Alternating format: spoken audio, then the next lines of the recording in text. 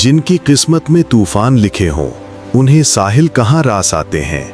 Lilliput से लौटने के सिर्फ 2 महीने बाद गुलिवर की बेचैन रूह उसे फिर से समंदर में खींच लाई और 20 जून 1702 को वो एडवेंचर जहाज पर सवार होकर सूरत के लिए एक नए सफर पर निकल पड़ा। लेकिन इस बार किस्मत उसे एक ऐसी दुनिया में भेंकने वाली थी जिसकी उसने अपने ख्वाबों में भी कल्पना नहीं की थी।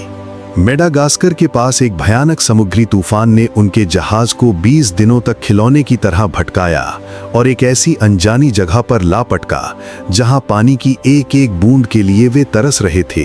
जब 16 जून 1703 को उन्हें जमीन नजर आई तो पानी की तलाश में गुलिवर भी 12 साथियों के साथ नाव में उतर गया। वो अभी कुछ ही दूर गया था कि उसने अपने साथियों को जान बचाकर जहाज की तरफ भागते देखा, क्योंकि उनके पीछे समंदर में एक दैत्य जैसा विशालकाय इंसान चल रहा था। गुलिवर उस वीरान साहिल पर अकेला छूट गया था। जब उसने हिम्मत करके आगे बढ़कर देखा तो उसके पैरों तले जमीन खिसक गई। वो दैत्यों के देश ब्रॉबडिंगनैग में आ पहुंचा था। यहाँ की दुनिया का हर नजारा खौफनाक था। घास 20 फुट से ऊंची थी, जौ के खेत 40 फुट ऊंचे किसी जंगल की तरह थे और खेतों की बाड़ 120 फुट ऊंची थी।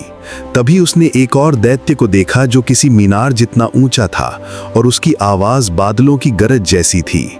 जल्द ही वहां ऐसे 7 और दैत्य आ गए जिनके हाथों में हंसिए किसी विशालकाय हथियार की तरह लग रहे थे। गुलिवर मौत के डर से कांपता हुआ फसल के बीच छिप गया। उसे लगा कि या तो वो किसी के पैर के नीचे कुचलकर मर जाएगा या हंसिए से कट जाएगा। आखिरकार जब एक दैत्य के पैर के नीचे आने ही वाला था तो वो अपनी पूरी ताकत से चीखा। उस विशालकाय प्राणी ने उसे देखा और एक खतरनाक कीड़े की तरह सावधानी से अपनी उंगलियों के बीच उठा लिया। वो दैत्य जो एक मामूली किसान था, उसे अपने घर ले गया। वो घर किसी गुफा से कम नहीं था, जहां मेज 30 फुट ऊंची थी और थालियां 24 फुट चौड़ी थीं। किसान की पत्नी पहले तो उसे एक मकड़ी या मेंढक की तरह देखकर डर के मारे चीख पड़ी थी, पर बाद में उसे उस पर तरस आने लगा। घर में खतरों की कोई कमी नहीं थी। किसान के 10 साल के बेटे ने उसे खिलौना समझकर हवा में उल्टा लटका दिया। घर की बिल्ली किसी बैल से 3 गुना बड़ी थी और 1 साल के बच्चे ने उसे अपने मुंह में ही डाल दिया था, जहां से उसे बड़ी मुश्किल से बचाया गया था। उस रात जब वो सो रहा था तो उस पर 2 चूहों ने हमला किया जो किसी विशाल मैस्टिफ कुत्ते के बराबर थे।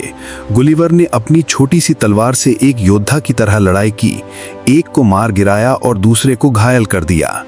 इस वीरान और खौफनाक दुनिया में उसकी एकमात्र हमदर्द उस किसान की 9 साल की बेटी थी, जो सिर्फ 40 फुट लंबी थी। वो गुलिवर की नन्ही रक्षक बन गई। वो उसे अपनी गुड़िया के पालने में सुलाती, उसके लिए कपड़े सिलती और उसे अपनी भाषा सिखाती। उसने गुलिवर को ग्रिल्ड्रिग नाम दिया, जिसका मतलब था छोटा आदमी, और गुलिवर उसे प्यार से ग्लमडलक्लिच यानी नन्ही नर्स कहकर बुलाता था।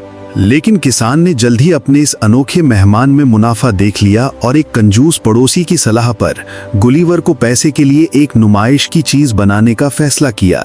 उसे एक डब्बे में बंद करके पास के कस्बे के बाजार में ले जाया गया, जहां उसे एक मेज पर रखकर दिन में 12 बार करतब दिखाने के लिए मजबूर किया गया, जब तक कि वो थकान और अपमान से अधमरा नहीं हो गया।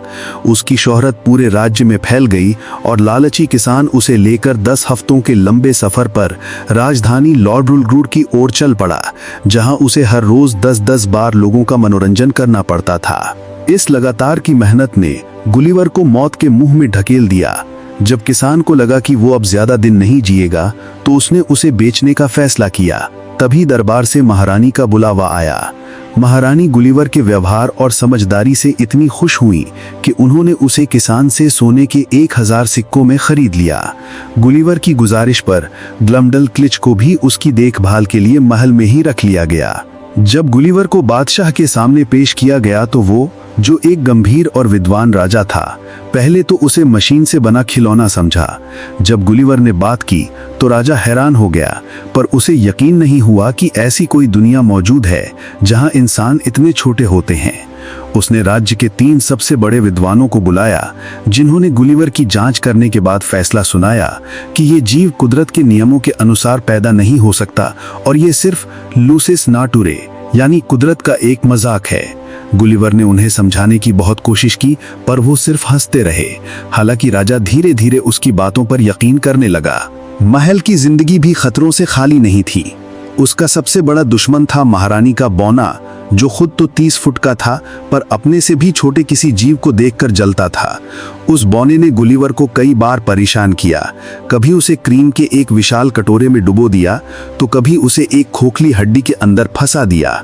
मक्खियां भी, जो किसी चिड़िया के बराबर थीं, उसे बहुत तंग करतीं, और एक बार तो ततैयों के एक झुंड ने उस पर हमला कर दिया, जो किसी तीतर जितने बड़े थे, जिनमें से 4 को उसने अपनी तलवार से मार गिराया। इस तरह गुलिवर उस विशालकाय दुनिया में कभी एक खिलौना, कभी एक पालतू जानवर, कभी एक दरबारी अजूबा बनकर अपनी जिंदगी के दिन काट रहा था, हमेशा अपनी नन्ही नर्स ग्लमडल क्लिच की हिफाजत में। अगर आपको वीडियो पसंद आया हो तो लाइक करें, दोस्तों के साथ शेयर करें और चैनल को सब्सक्राइब करना ना भूलें। मिलते हैं अगले वीडियो में। Stay safe.